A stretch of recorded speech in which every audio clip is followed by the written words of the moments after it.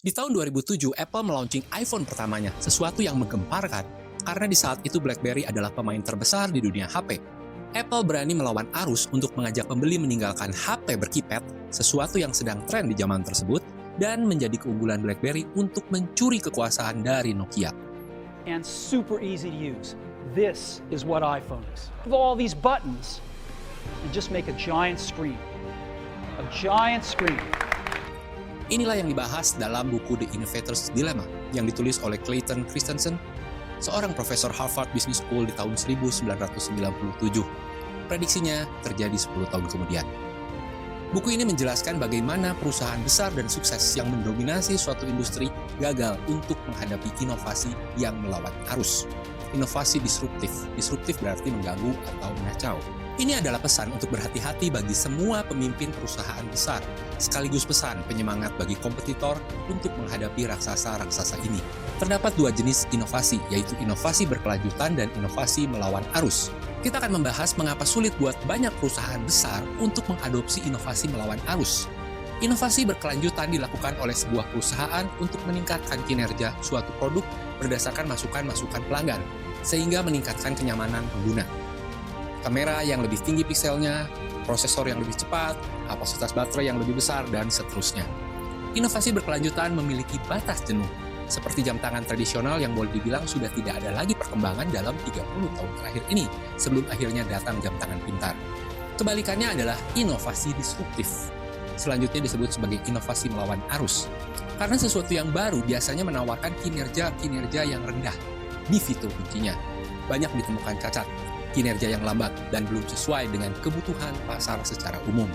Gambarannya seperti HP layar sentuh sebelum 2007 yang masih harus menggunakan stylus, karena sulitnya mengetik hanya dengan sentuhan jari. Sebuah perusahaan besar biasanya tidak berani mengadopsi hal seperti itu karena berimbas mengecewakan pelanggan-pelanggan setianya. Lalu mengapa seseorang atau sebuah perusahaan mau melakukan inovasi melawan arus? Perbedaan penting adalah inovasi berkelanjutan akan memuaskan kebutuhan pelanggan di saat ini, sementara inovasi melawan arus dengan teknologi canggih dibuat untuk kebutuhan masa depan.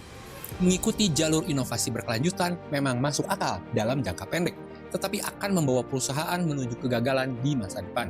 Di sisi lain, mengubah dedikasi dari apa yang sudah stabil ke suatu hal atau niche baru yang belum jelas tentu tidak masuk akal. Biasanya inovasi melawan arus lahir dari kebutuhan pasar spesifik. Pasar segmen tertentu yang terabaikan dengan apa yang ditawarkan oleh pasar saat ini. Contoh spesifik adalah kamera HP.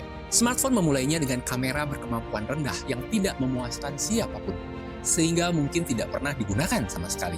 Kemudian teknologi ini berevolusi dengan cepat dan sudah hampir berhasil menggantikan fungsi kamera tradisional. Bisnis model yang sama dalam teknologi melawan arus ini semakin banyak muncul belakangan ini. Wikipedia menggantikan ensiklopedia. Google Maps yang gratis membuat sistem navigasi berbayar kurang laku lagi. WhatsApp memaksa operator seluler untuk berpindah konsentrasi bisnis utamanya dari panggilan telepon dan SMS ke menjual data seluler. Bisnis penyewaan dan penjualan VCD ataupun DVD musnah seiring adanya YouTube dan Netflix. Demikian juga dengan Airbnb, Gojek Car, Grab, dan lain-lain. Termasuk ketika BlackBerry mengkudeta Nokia dan kemudian Apple mengkudeta BlackBerry. Pertanyaannya, mengapa perusahaan-perusahaan besar dengan modal kuat bisa seperti tertidur? Bukankah seharusnya merekalah yang terdepan dalam hal inovasi melawan arus ini? Disinilah dilemanya. Memproduksi sesuatu untuk masa depan berhadapan dengan pasar yang kecil dan ketidakpastian membuatnya kurang menarik untuk perusahaan besar. Mereka harus melakukan pertaruhan besar, sementara biaya operasional perusahaan sudah terlanjur besar juga. Tetapi inovasi melawan arus ini tetap harus dilakukan karena menentukan masa depan mereka. Perusahaan besar harus mendengar keluhan pelanggan, melakukan inovasi berkelanjutan untuk bisa memuaskan pelanggannya sekarang.